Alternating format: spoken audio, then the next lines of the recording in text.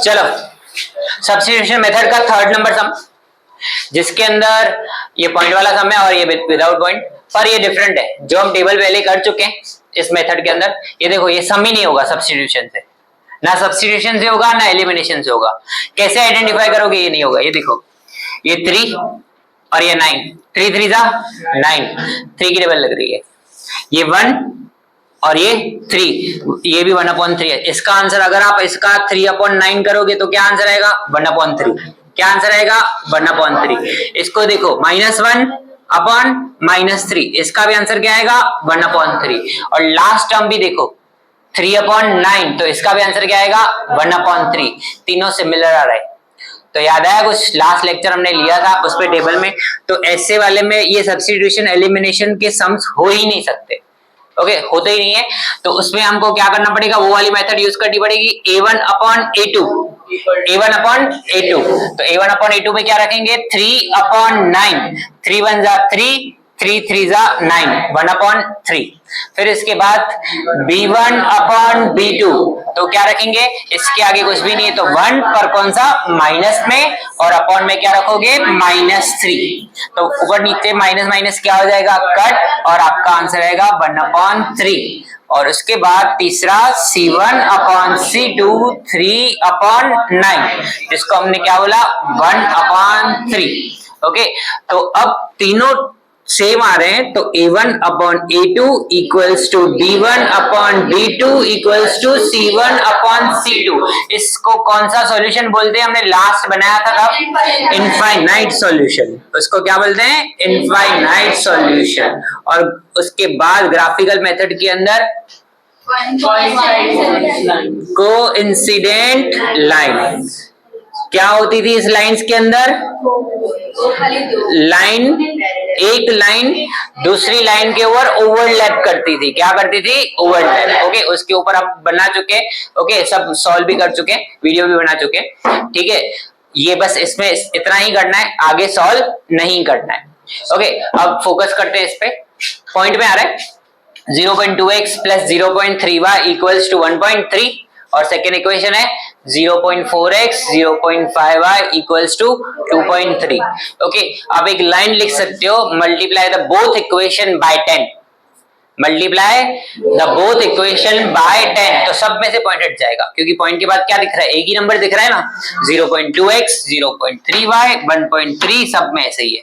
या तो कोई स्कूल की टीचर मार्क्स ना दे तो इसके लिए आप एक दो स्टेप ज्यादा बढ़ा दो, 2x अपॉन में 10, 3y अपॉन में 10 इक्वल्स टू 13/10। ओके, वैसे इक्वेशन लिखते तो सब में से पॉइंट हट जाता, डायरेक्टली क्या हो जाता? हट जाता। पर अभी प्रॉपर्ली मार्क्स ही हमको, तो 4x/10, 5y/10, 23/10।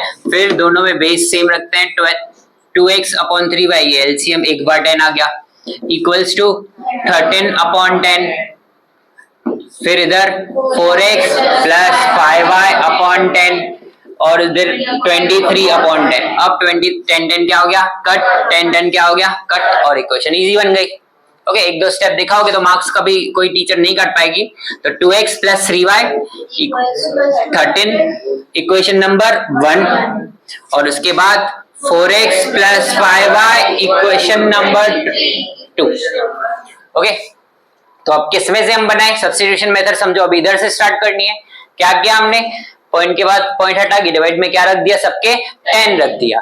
ये बेस सेम है, 10 एक बार, इधर भी सामने, इधर भी बेस सेम है, 10 क्या कर दिया? एक बार, इक्वल्स टू 10। अब इसके बाद 10 क्या कर दिया? कट कर दिया। ठीक है, तो इक्वेशन क्या बन गई? इजी बन गई। ओके, अब आगे कौन सी इक्वेशन में से बनाए? फर्स्ट वाले में से बनाते हैं। चलो फर्स्ट वाले में से बनाओगे तो क्या लिखोगे? 2x plus 3y equals to 13। क्या उधर जाना चाहिए? 3y उधर जाना चाहिए। Okay, 2x equals to 13 minus 3y, 13 minus 3y। अब इसके बाद क्या होना चाहिए? 2/में। ध्यान देना, इसके बाद सम्स करवाऊंगा तो इसके इसलिए आना चाहिए, तो 13 minus 3y, 13 minus 3y upon 2। Okay, आना चाहिए प्रॉपर। तो x इक्वल्स टू बन गया। आप ऐसे ही y इक्वल्स टू भी बना सकते थे। y इक्वल्स टू कैसे बनता? 3y इक्वल्स टू, ये इधर ही रहता, 2x प्लस में उधर चला जाता तो क्या हो जाता? माइनस, फिर ये 3y का 3 डिवाइड में, फिर y की वैल्यू रखते। ऐसे हम किसकी वैल्यू रख रहे हैं? x की वैल्यू। समझ रहे हो सब? समझ रहे हो ना? ओके, प्लस 3y उधर चला गया तो क्या हो जाएगा? माइनस, और 2 कहां पे चला जाएगा? डिवाइड में। अब हम इसकी वैल्यू किस पे रखें बोलो? सेकंड वाले में रखते हैं। तो सेकंड वाली इक्वेशन क्या है? 4x plus 5y equals to 23, जिसमें आपको 4 और x की वैल्यू आपको रखनी है। क्या रखनी है? 13 minus 3y upon 2 plus 5y equals to 23। Okay, जिसमें ये दोनों नंबर्स टेबल लग रही तो ठीक है, अगर नहीं लग रही होती तो हम इसको, इस नंबर को दोनों के साथ क्या कर देते?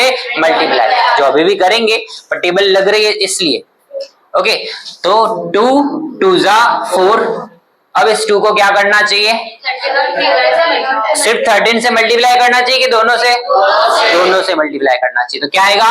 13 2 जा 26 minus 6y plus 5y equals to 23। अब लाइक टर्म्स को देखते हैं तो क्या होगा? 26 minus 6y plus 5y। Okay, 6 में से 5 जाएंगे तो y बचेगा, पर बड़े नंबर की साइन माइनस, इक्वल्स टू 23। फिर क्या होना चाहिए बोलो? y और 23 को क्या कर सकते हैं? एक्सचेंज कर दो। ओके, तो 26 प्लस 23 का माइनस 23 हो जाएगा, और माइनस y का क्या हो जाएगा? प्लस y हो जाएगा। सो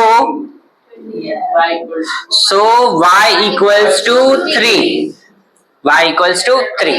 अब हम y की वैल्यू किस में रखें? y की वैल्यू इसमें फर्स्ट में, सेकंड में, किसमें? x में रखनी है।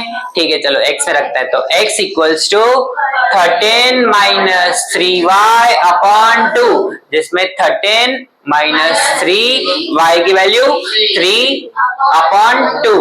तो 13 3 3 9 अपॉन 2। तो 13 में से 9 गए 4। ये क्या रख रहे हो आप? x ढूंढ रहे हो। क्या ढूंढ रहे हो? x। तो 4 upon 2, so x equals to 2। ये x मिल गया, और ये क्या मिल गया हमको? y। तो लास्ट में लिख देंगे x, y equals to 2, 3। Easy है? आया समझ में सबको? कुछ डाउट? ठीक है।